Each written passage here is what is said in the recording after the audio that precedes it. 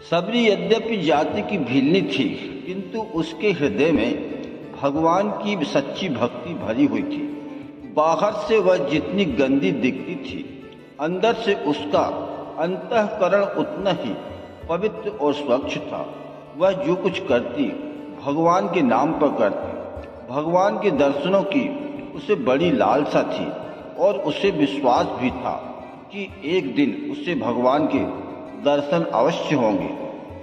सबरी जहाँ रहती थी उस वन में अनेक ऋषियों के आश्रम थे। उसकी उन ऋषियों की सेवा करने और उनसे भगवान की कथा सुनने की बड़ी इच्छा रहती थी, लेकिन अक्सर उन्हें दुत्कार कर भगा दिया जाता था। किंतु इससे उसके हृदय में न कोई क्षोभ उत्पन्न हुआ और न निराशा। उसने ऋषियों की सेवा करने की एक युक्ति निकाल ली। वह प्रतिदिन ऋषियों के आश्रम से सरिता तक पथ बुहार कर कुछ कंटकों से रहित कर देती थी और उनके उपयोग के लिए जंगल से लकड़ियां काटकर आश्रम के सामने रख देती थी।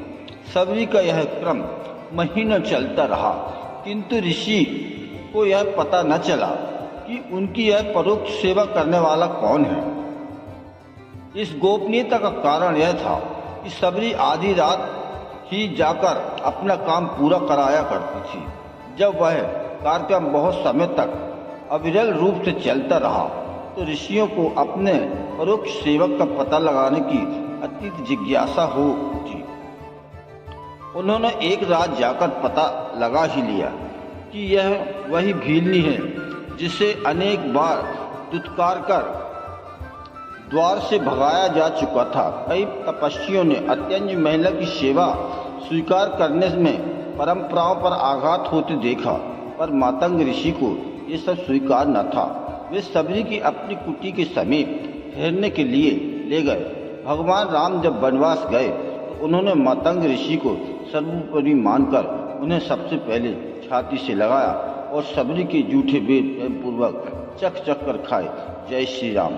यदि यह सबरी की कहानी आपको अच्छी लगी हो तो आपसे निवेदन है कि इस चैनल को सपोर्ट करें, सब्सक्राइब करें, लाइक करें, कमेंट करें, शेयर करें।